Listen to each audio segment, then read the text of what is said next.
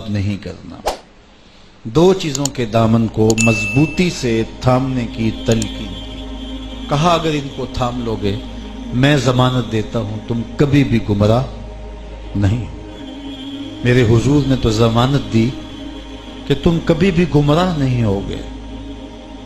اور ہم 73 گروہوں میں بٹ گئے، ہم ایک دوسرے کا گریبان پھاڑنے لگے، ایک دوسرے کی بوٹیاں نوچنے لگے، ہم اپنے بدن سے بم باندھ کر کے انبوہ انسانہ میں گھس گئے، اور جب پھٹے اور انسانوں کی حتیٰ کہ بچوں کی بوٹیاں دیواروں سے چپک گئیں تو ہم سینے پہ ہاتھ رکھ کے ذمہ داریاں قبول کرتے رہے، ہم اس پہ فخر کرتے رہے، مباحات کرتے رہے۔ میرے حضور نے تو کہا تھا کہ تم کبھی گمراہ نہیں ہوگے۔ ہم 73 گروہوں میں بٹ گئے، انسان ہو کے انسانوں کا خون پینے لگے، تو حضور نے دو شرطیں لگائی تھی، تم گمراہ نہیں ہوگے لیکن شرط یہ ہے قرآن اور اہل بیت کے دامن کو تھامے رکھنا۔ گمراہی کیسے پھیلی؟ کسی نے قرآن کو چھوڑ دیا، کسی نے اہل بیت کے دامن کو چھوڑ دیا۔ انہیں مبارک ہو جن کے ایک ہاتھ میں قرآن ہے، ایک ہاتھ میں اہل بیت نبوت کا دامن، ورنہ گمراہی سے بچا نہیں جا سکتا۔ تو کہا کہ دونوں کے دامن کو مضبوطی سے تھام لو۔ قرآن سے وابستگی کا درس دیا، سبق پڑھایا، اور اہل بیت سے جڑنے کی تلقین کی، ان کے ساتھ محبت کا درس دیا۔ فرمایا احب اللہ لما یغزوکم من نعمہ، اللہ سے پیار کرو وہ تمہیں نعمتیں کھلاتا ہے۔ کیا کچھ نہیں دیا، چمکتی روشن آنکھیں دی، بولنے والی زبان بخشی، تمہیں ذائقوں کا جہاں تمہاری زبان کے پٹھوں پہ پھیلا دیا، تمہیں اس نے توانائیاں دی، دھڑکتا ہوا دل بخشا، سوچنے والا دماغ دیا۔ یہ زمین کا بچھونا، آسمان کا چھت، کمکمے ستاروں کے، کیا کچھ نہیں تمہیں عطا کیا۔ اس کی محبت کا دم بھرو، اس نے تمہیں طرح طرح کی غذائیں دیں۔ تمہاری ضروریات کا کفیل وہ ہے۔ وَأَحِبُّونِي لِحُبِّ اللَّهِ، اور میرے سے پیار کرو، میں تمہارے رب کا بھی محبوب ہوں۔ اپنا معیار زمانے سے جدا رکھتے ہیں ہم، تو محبوب بھی محبوب خدا رکھتے ہیں۔ تو کہا میرے سے اس لیے پیار کرو کہ میں تمہارے رب کا بھی محبوب ہوں۔ اور پھر تیسری بات فرمائی وَأَحِبُّوا أَهْلَ بَيْتِي لِحُبِّي، اور میرے اہل بیت سے میری وجہ سے پیار کرو کہ وہ میرے اہل بیت، اور ان سے محبت کی تلقین بھی کی، درس بھی دیا۔ اسامہ بن زید بن حارثہ رضی اللہ تعالیٰ عنہ فرماتے ہیں میں حضور کی خدمت میں حاضر ہوا، اور رات کا ایک پہر بیت گیا تھا جب میں در دولت پہ حاضر ہوا۔ مجھے کوئی حاجت تھی، حضور کی بارگاہ میں کچھ میں نے عرض کرنا تھا۔ خیر آقا کریم تشریف لائے، تو چونکہ رات کا ایک پہر بیت گیا ہوا تھا تو حضور ایسے ہی چادر کی بکل مارے ہوئے تشریف لائے، تو میں نے حاجت کہی، میری حاجت پوری ہو گئی۔ ایک منظر میں نے دیکھا کہ حضور نے جو چادر لپیٹی ہے اطراف میں ابھار ہیں اور جنبش محسوس ہو رہی ہے۔ تو میں نے پوچھا حضور یہ کیا ہے؟ فکشفہ، تو حضور نے چادر کو کھول دیا، تو کہتے میں نے دیکھا کہ ایک پہلو سے امام حسن لپٹے ہوئے ہیں، ایک پہلو سے امام حسین لپٹے ہوئے ہیں، اور کہا یہ میرے بیٹے ہیں، یہ میری بیٹی کے بیٹے ہیں، اے اللہ میں ان سے پیار کرتا ہوں، تو بھی ان سے پیار کر، جو ان سے پیار کرے اس سے بھی پیار کر۔ تو یہ ان کی محبت کی تحریش دلائی۔ کسی سے محبت پیدا کرنے کے لیے یہ بھی ایک مسلمہ طریقہ ہے کہ اس کے مناقب فضائل بیان کیے جاتے ہیں۔ میرے اور آپ کے آقا و مولا نے اس ذریعے سے بھی ان کی محبت دلوں میں اجاگر فرمائی۔ حضرت حذیفہ بن یمان رضی اللہ تعالیٰ عنہ روایت کرتے ہیں، یہ کون ہیں؟ صاحب و سر رسول اللہ صلی اللہ علیہ وسلم، حضور کے رازدان، مختلف اصحاب کو مختلف اعزازات دیے ہوئے تھے۔ اگر کوئی پوچھے کہ حضور کے خادم کا نام کیا تھا تو میں بھی خادم ہوں، آپ بھی خادم ہیں، سارے اصحاب حضور کے خادم تھے، لیکن خاص طور پہ جب خادم کی بات آئے گی تو نام آئے گا حضرت انس بن مالک رضی اللہ تعالی۔ یہ خاص اعزاز تھا ان کا۔ کہتے 10 سال میں نے حضور کی خدمت کی ہے۔ یہ 7-8 سال کے بچے تھے جب حضور مدینہ تشریف لائے۔ ان کی ماں کا نام ام سلیم تھا۔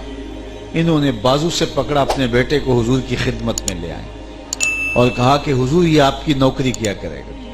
تو پورے 10 سال انہوں نے حضور کے گھر کی نوکری کی۔ فرماتے ہیں کہ کبھی ایسا ہوتا کہ ویسے 10 سال میں ایک بار بھی ایسا نہیں ہوا کہ حضور نے مجھے جھڑکا ہو۔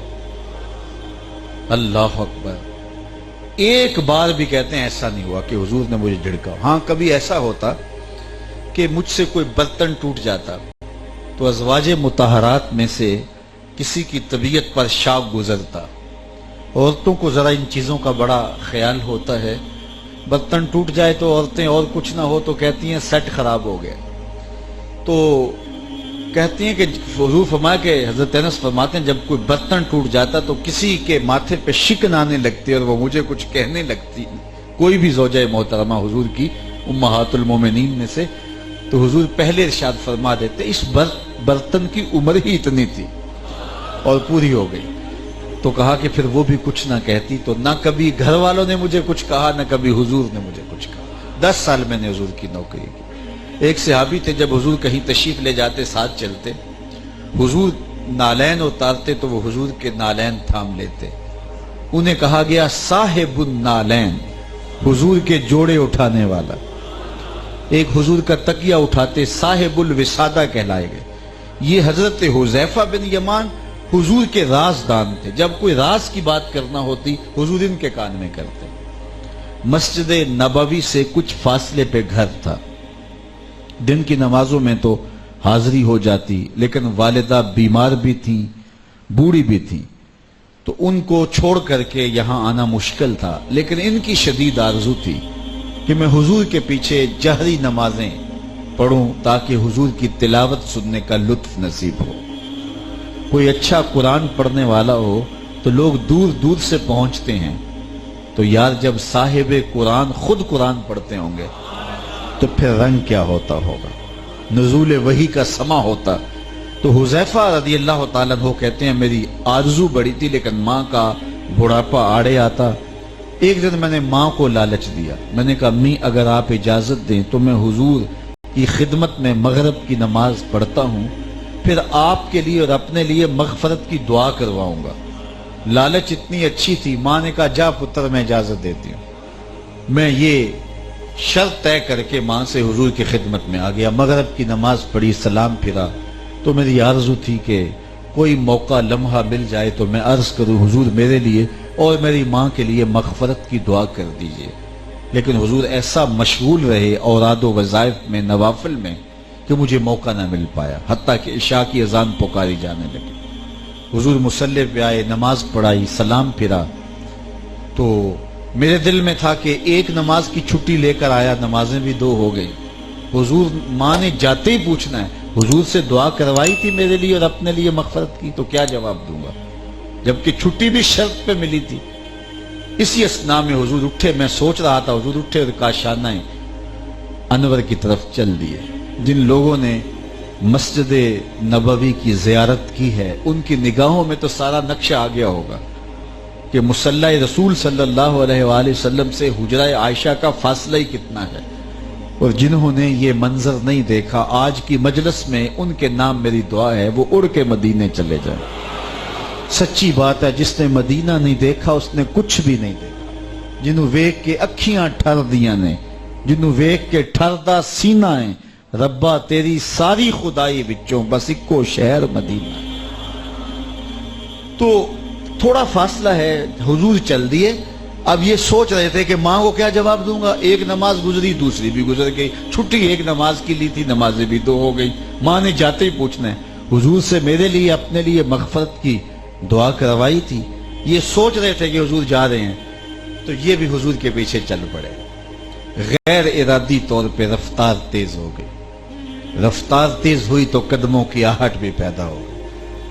اب قدموں کی آہٹ جب پیدا ہوئی تو حضور رخ پھیرے بغیر فرمایا من ھذا، حذیفہ تو میرے پیچھے پیچھے کون آ رہا ہے؟ پھر خود بولے حذیفہ تو نہیں۔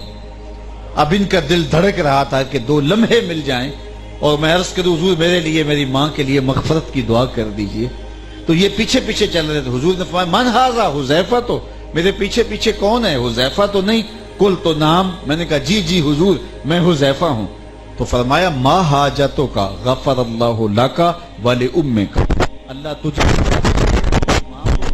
کس کام آیا؟ اب جو کام تھا وہ جنبش لب سے پہلے لب کو جوڑنے لب کا سہارا فروغت چشم تو بھی نندائے ما فی الصدور، تیری نظر تو چھپے رات بھی دیکھ۔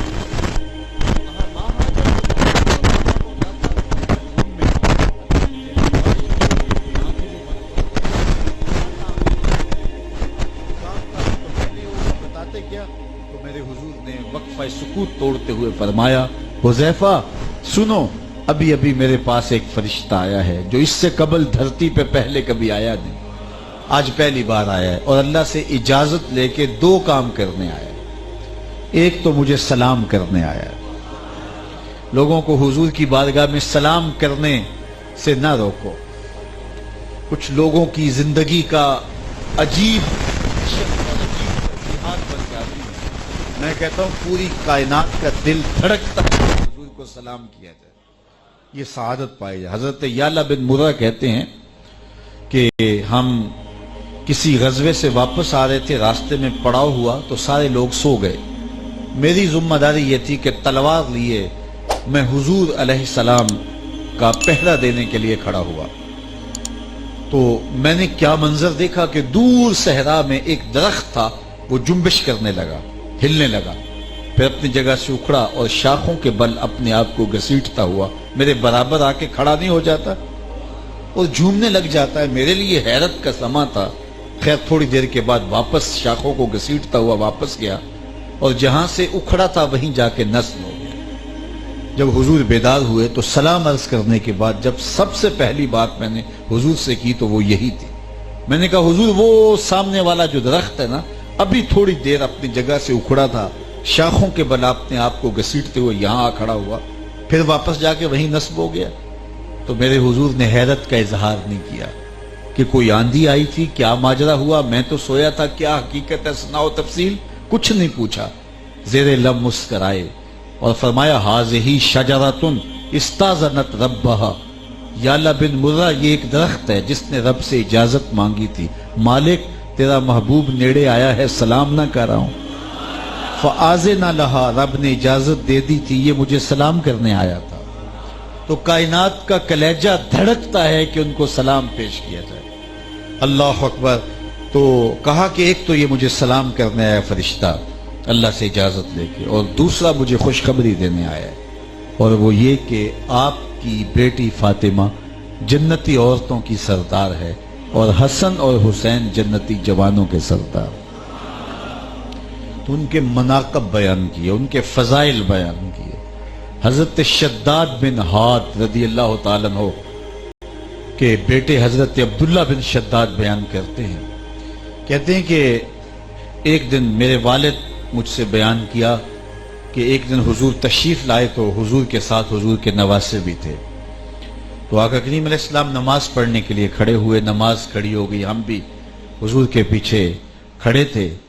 جب آقا کریم سجدے میں گئے تو سارے نہیں اٹھا رہے، کہتے ہیں میں تھوڑی سی گردن اٹھا کر کے منظر دیکھنا چاہا تو کیا دیکھتا ہوں کہ حضور کا مبارک نواسا حضور کی پشت پہ بیٹھا ہوا ہے۔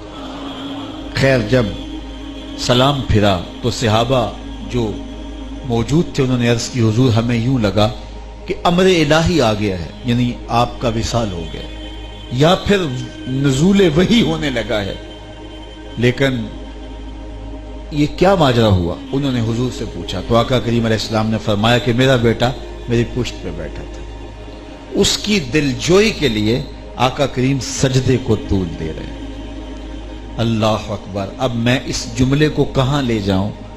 صرف ہمت بسوء شیخ و امثالیاں از معظمین گو بجناب رسالت ماں بچندی بدتر از استغراق گاؤ خر خود است. معاذ اللہ نبی کے خیال سے لوگ نماز توڑ دیتے ہیں نا.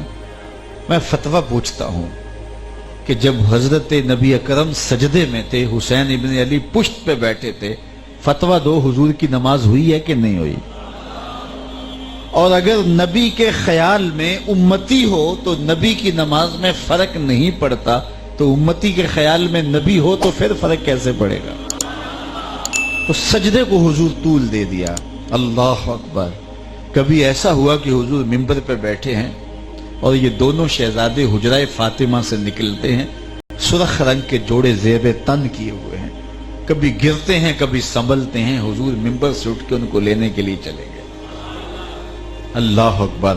میں تو کسی کے لیے خطبہ نہیں چھوڑ سکتا، میں تو کسی کے لیے منبر نہیں چھوڑ سکتا، میں تو کسی کے لیے سجدے کو طول نہیں دے سکتا، لیکن ان کے لیے سجدوں کو بھی طول دیا گیا، ان کے لیے منبر بھی چھوڑا گیا. حضور کے پاس لوگ آتے، بیٹا پیدا ہوا ہے، تہنیک کر دیجئے، گٹی دے دیجئے، تو حضور علیہ الصلوۃ والسلام زبان پر اور اپنے دانتوں کے نیچے کھجور کو، خرما کو چبا کر کے دے دیتے. لیکن ایسا کبھی نہیں ہوا کہ حضور نے کسی کے منہ میں اپنی زبان ہی رکھ دی ہو. یہ حسنین کریمین کے لیے ہوا ہے کہ جب ان کی باری آئی تو حضور نے زبان ان کے منہ میں رکھ دی، اور بیٹے چوستے جا رہے ہیں. پتہ نہیں کوثر کی کیا لذت تھی کہ وہ چوستے چلے جا رہے ہیں اور آقا کریم زبان ان کے منہ میں دی ہوئی ہے. اگر آقا کریم کی زبان چوسی ہے، حضور نے ان کے لیے سجدے کو طول دیا ہے، ان کے لیے منبر چھوڑا ہے. یار اگر یہ حضور کا انداز کرم تھا تو پھر شہزادے نے بھی کربلا میں ان محبتوں کی لاج نبھائی ہے. یار 72-71 لاشیں کندھوں پہ اٹھا کے خیموں تک لانا تماشائے لبے بام تھوڑا ہے. اتنے دکھ تو کو ہمالیہ پہ ڈال دیے جائے، اس کا پتا بھی پانی ہو جائے. لیکن یہ کیا عظیمت تھی، یہ کیا بہادری تھی کہ 71 لاشیں خیموں سے اٹھا، میدان سے اٹھا کے خیموں تک پہنچاتے ہیں، اور پھر استقامت کا کوہ گراں بن کے، جبل استقامت بن کر کے میدان عمل کے اندر کھڑے ہوتے نظر آتے ہیں. لوگ اپنی گردن کو بچانے کے لیے ہاتھ دے دیتے ہیں، میرے امام نے ہاتھ کو بچانے کے لیے گردن دے دی. کہا کہ یہ ایسا نہیں ہو سکتا ہے کہ یہ ہاتھ ایسے شخص کے ہاتھ میں آئے کہ جو فاسق بھی ہو، فاجر بھی ہو. وَيَزِيدُ ابْنُ الْمُعَاوِيَةِ فَاسِقٌ فَاجِرٌ قَاتِلُ النَّفْسِ مُعْلِنٌ بِالْفِسْقِ شَارِبُ الْخَمْرِ. یہ تو شراب پیتا ہے، یہ تو مسلمانوں کا قاتل ہے، یہ تو فاسق ہے، یہ تو فاجر ہے. بھلا کیسے ممکن ہے؟ آپ نے ایک لفظ کہا تھا، مثلی لا یبایع، کہ میرے جیسا شخص تیرے جیسے شخص کی بیعت کیسے کر سکتا ہے؟ اللہ اکبر. یہ حضرت امام حسین نے قیامت تک آنے والے لوگوں کی لاہ عمل دیا. اللہ اکبر. آپ نے کہا یہ ہاتھ کٹ سکتا ہے لیکن یزید کے ہاتھ میں ہاتھ نہیں آ سکتا. تو بیعت کی حرمت کو بچایا حضرت سیدنا امام حسین رضی اللہ تعالیٰ عنہ. اور اگر حضرت امام حسین، آج لوگ کہتے ہیں کہ کیا بات تھی، کمپرومائز کر لیتے، تو مجھے بتاؤ کہ اگر ایسا ہو جاتا تو قیامت تک کیا کوئی جبر کے خلاف کھڑا ہونے کی ہمت کرتا؟ لوگ کہتے جب ابن رسول نے رخصت کا راستہ اختیار کر لیا تھا تو ہم کون ہیں عظیمت کی راہوں پہ چلنے والے. لیکن آج سوچنے کا معیار یہ ہوا جب ابن رسول نے گردن کٹا دی، جب انہوں نے اپنے 6 ماہ کی علی اصغر کو لٹا دیا، جب انہوں نے علی اکبر کو کٹتا ہوا دیکھا اور پائے ثبات میں لغزش اور لرزش نہیں آئی، تو پھر ہمارے بیٹے، بھائی، بھتیجے، بھانجے اور بیویاں یہ کیا حیثیت رکھتی ہیں؟ تو پھر انسان کو یہ چیز کھڑا کر دیتی ہے اور سینے میں شجاعت پیدا کرتی. اقبال نے کہا تھا تا قیامت قطع استبداد کر، موجے خون او چمن ایجاد کر. قیامت تک حضرت امام حسین نے ظلم کا، جبر کا راستہ روک دیا. دیکھیے ہر دور میں باطل کے خلاف کھڑے ہونے والے تھوڑے لوگ ہوتے ہیں، لیکن باطل ہوتا ہے، وہ تھوڑوں سے بھی کانپ جاتا ہے اور وہ تھوڑے بھی بھاری ہوتے ہیں. بہت سارے لوگ، 22,000 کا لشکر یزید کے ساتھ تھا اور یہاں صرف 72 لوگ تھے. اللہ اکبر، 144 کل ٹوٹل لوگ تھے یہاں، جس 72 شہید ہوئے. تو باطل جو ہے وہ تمام تر آلات حرب و ضرب کے ساتھ اپنی تمام قوتوں کے ساتھ کمزور ہوتا ہے، اور حق کا نمائندہ اکیلا بھی کھڑا ہو تو وہ سرخرو ہوتا ہے. تو امام حسین سرخرو ہوئے، کامیاب ہوئے، بامراد ہوئے. تا قیامت قطع استبداد کر، موج خون او چمن ایجاد کر. اللہ اللہ بائے بسم اللہ پدر، مانائے ذبح عظیم آیت پسر. سرخ رو عشق غیور از خون او، شوخی ای مصرع از مضمون او. اقبال نے تو قلم ہی توڑ دیا یہاں کہ عشق غیور کے چہرے پہ جو سرخیاں ہیں یہ حسین ابن علی کے خون کا صدقہ ہے. تو قیامت تک کے لیے انہوں نے ایک راہ عمل دیا. اور آج اگر ہم اپنے آپ کو حسینی کہتے ہیں اور نام حسین ابن علی کا لیتے ہیں تو پھر چاہے اس کی قیمت ہمیں کچھ بھی ادا کرنا پڑے، باطل کے ہاتھ پہ ہم کبھی بھی بیعت نہ کریں. دور موجود کے اندر بیعت کا جو بدل ہے اور دور موجود کے اندر بیعت کا جو جدید زبان کے اندر نام ہے وہ ووٹ ہے. اور آج ہم نام حسین کا لیں جنہوں نے سلطنتیں، دولت کے انبار، تخت و تاج اور کیا کچھ پیش کیا جاتا، گورنریاں پیش کی جاتی، پاؤں کی ٹھوکر پہ بھی نہیں رکھا. تو تم کون ہوتے ہو خون رسول کو خریدنے والے؟ ان چیزوں کے عوض کے اندر میں اپنا ہاتھ یزید کے ہاتھ میں نہیں دے سکتا. اور ہم قیمے والے نان کے عوض میں ووٹ دے دیتے ہیں. وہ میں نے کئی جگہ بینر پڑے ہیں الیکشن کے دنوں کے اندر، گیس دو ووٹ لو. کہیں لکھا ہوتا ہے گلیاں بنا دو، سڑک بنا دو، ووٹ دے. ہمارے ووٹ کی قیمت اتنی کم ہے کہ گیس کے بدلے میں ووٹ دیتے ہیں. ہم اتنے ہی بے توقیر ہیں کہ گلی اور نالی کے بدلے کے اندر ضمیر کی آواز اس کے جھولی میں ڈال دیتے ہیں. یار دو جہاں بھی پلڑے میں رکھ کے کوئی لے آئے، ضمیر کی آواز کی تو قیمت ہی کوئی نہیں ہے. ہر دو عالم قیمت خود گفت آئی، نرخ بالا کن کی ارزانی ہنوز. شاعر کہتا ہے دو جہاں تو نے اپنی قیمت لگا دی، بڑا سستا بک رہا ہے، ذرا اپنا ریٹ اونچا کر. دو جہاں بھی تیری قیمت نہیں ہو سکتے. تیرے ضمیر کی ایک قیمت ہے، دو جہاں بھی نہیں ہو سکتے. لیکن آج ہم بات کرتے ہیں ہر سال محرم کے دن جو ہے وہ ہم آنسو بھی بہاتے ہیں، روتے بھی ہیں، آہ و فغاں بھی کر لیتے ہیں، لیکن اگلے دن ہم یزید وقت کے ساتھ کھڑے ہوئے ہوتے ہیں. اگر فلسفہ کربلا کو سمجھ لیا جائے اور حسین ابن علی کی قربانی کے مقصود کو سمجھ لیا جائے تو قیامت تک ہم جبر کے خلاف جو ہے وہ کبھی بھی مفاہمت کے روپ میں نہ آئیں، بلکہ کھڑے ہو کر استقامت کا کوہ گراں بن جائیں. سرخ رو عشق غیور از خون او، شوخی ای مصرع از مضمون او. 70 سال ہو گئے کہ ہمیں نوچا جا رہا ہے. اس ملک کے اندر ہمارے ساتھ روز کوئی نہ کوئی ڈرامہ ہوتا ہے اور ہمارے مذہبی جذبات کے ساتھ بھی کھیلا جاتا ہے اور ہماری دیگر کمزوریوں سے فائدہ بھی حاصل کیا جاتا ہے. کیا ابھی تک ہم بالغ ہی نہیں ہوئے؟ 70 سالوں میں قومیں کہاں سے کہاں پہنچ جاتی ہیں اور ہم وہیں کے وہیں کھڑے ہیں. ہمیں ابھی تک یہی نہیں پتا ہمارا بہی خواہ کون ہے اور ہمارے جذبات سے کھیلنے والا کون ہے. ابھی تک ہمیں ہوش اور ابھی تک حواس، ابھی تک ہم وہ کہتے چھلے سے بھی باہر نہیں نکلے ہیں. ہمیں سمجھنا ہوگا، آنکھیں کھول کے جینا ہوگا اور آزادانہ رائے کے ساتھ ہم کو آگے بڑھنا ہوگا. اور اگر ہم ایسا نہیں کریں گے تو پھر ہمارا یہی علاج ہوگا جو ہم ہیں. آج ہم یہ کہتے ہیں کہ یہ حکمران بڑے برے ہیں. آج تک میری زبان سے ان کے بارے میں آپ نے کبھی اچھائی کے لفظ بھی نہیں سنے ہوں گے، لیکن میں ایک بات ضرور کہتا ہوں، میں کہتا ہوں کہ یہ ہمارا عکس ہے، ہمارا عکس ہے. جو ہم ہوں گے وہی ہمارے اوپر آئے گا. ہم اچھے ہوں گے تو رحمت کی چھتڑیاں تان دی جائیں گے، اور ہم اچھے نہیں ہوں گے تو ہمارے اوپر اچھے لوگ کیوں ہمارے اوپر آئیں گے؟ کیوں آئیں گے؟ ہم نے کیا نیکی کی ہے جس کا صلہ ہم کو اچھے حکمرانوں کی صورت میں دیا جائے گا؟ اعمالکم امالکم، تمہارے اعمال ہی تمہارے امال ہیں. حضرت عبداللہ ابن عباس رضی اللہ تعالی عنہ نے قرآن مجید کی اس آیت کا ترجمہ اور اس کا مفہوم بیان کیا جس میں کہا گیا کہ وہ اللہ اس بات پہ قادر ہے کہ تمہارے اوپر نیچے سے عذاب نازل کرے. تو بعض نے کہا اوپر کا عذاب یہ ہے کہ تمہارے اوپر بے موسمی بارشیں ہوں، پتھر برسیں.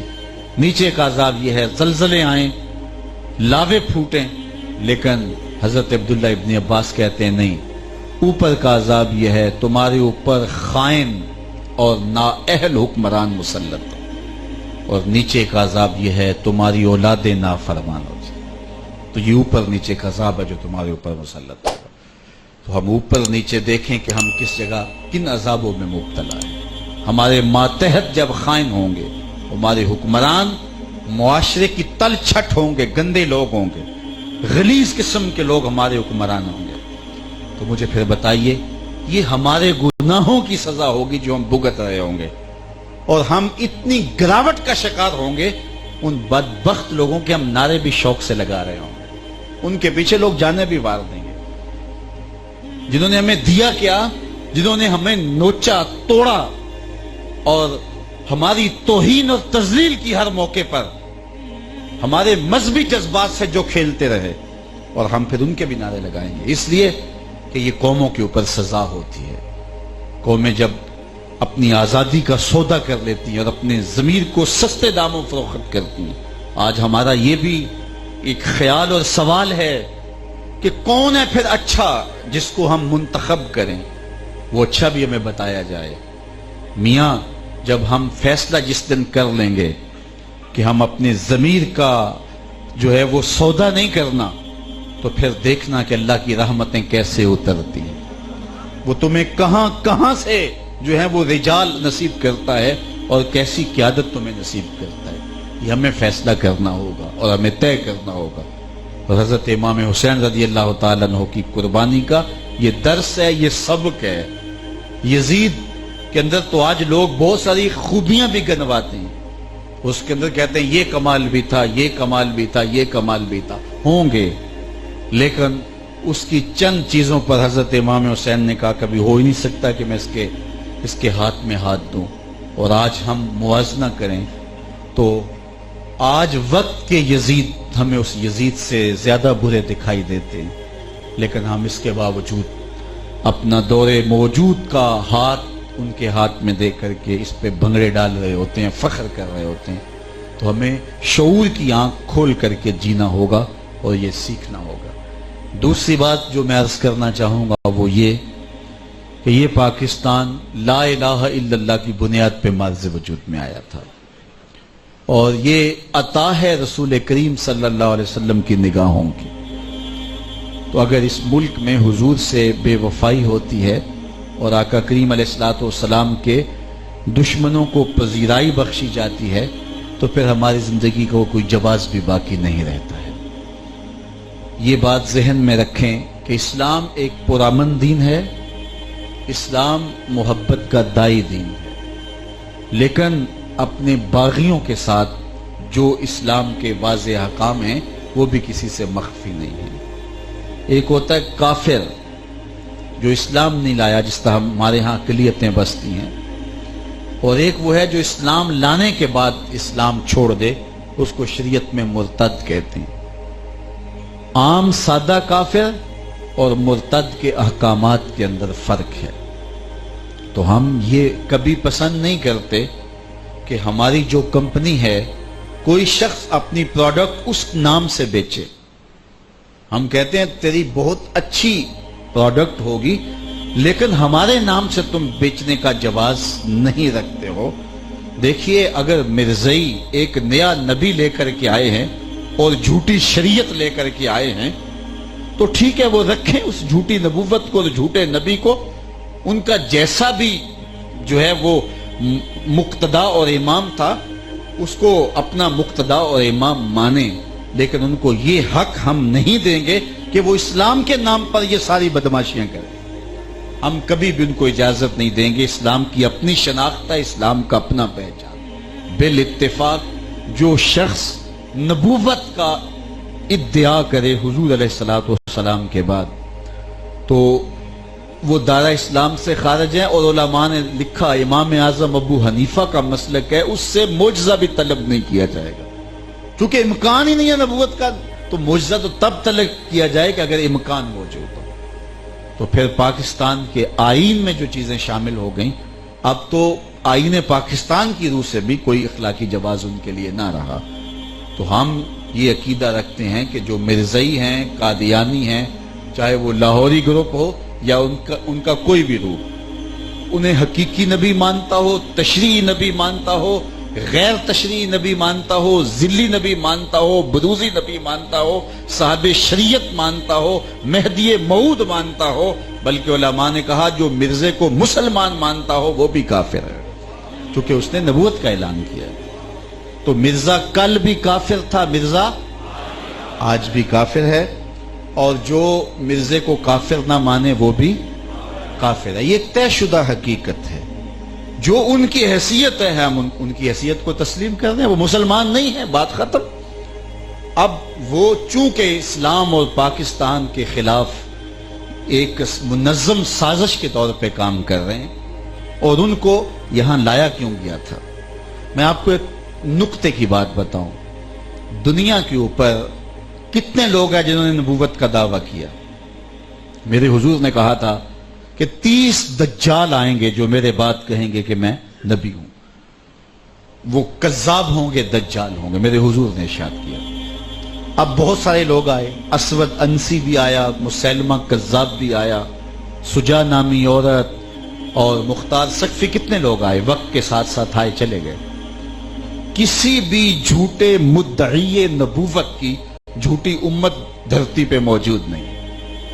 ان پاگلوں نے کھڑے ہو کے اعلان کیا، پھر اپنے منطقی انجام کو پہنچ گئے، بات ختم ہو گئی۔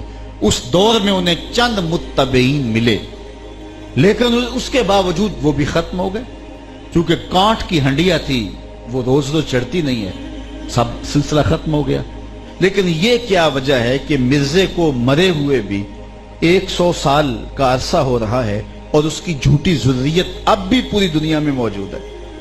کسی جھوٹے مدعی نبوت کی جھوٹی امت دنیا پہ موجود نہیں ہے۔ مرزے کی جھوٹی ذریت دنیا کے اوپر کیوں موجود ہے؟ تو یہ بات سمجھ لیں کہ 2 جھوٹے مدعی نبوت ہیں جن کی جھوٹی ذریت دنیا کے اوپر موجود ہے۔ ایک بہاؤلہ ایران سے اور اس کے ماننے والے بہائی، اور ایک مرزا قادیانی جس کے ماننے والے مرزائی قادیانی۔ کیوں یہ 2 موجود ہیں؟ ان کے مفکرین نے بیٹھ کے سوچا کہ مسلمان ناقابل تسخیر کیوں ہے۔ بڑی دنیا کے اوپر تہذیبیں آئیں، جب تہذیبیں الٹ گئیں تو پھر دوبارہ ابھر بھی نہ سکی، لیکن اسلام بظاہر لگتا تھا مٹا دیا گیا، لیکن اسلام نے پھر اٹھان پکڑ لی۔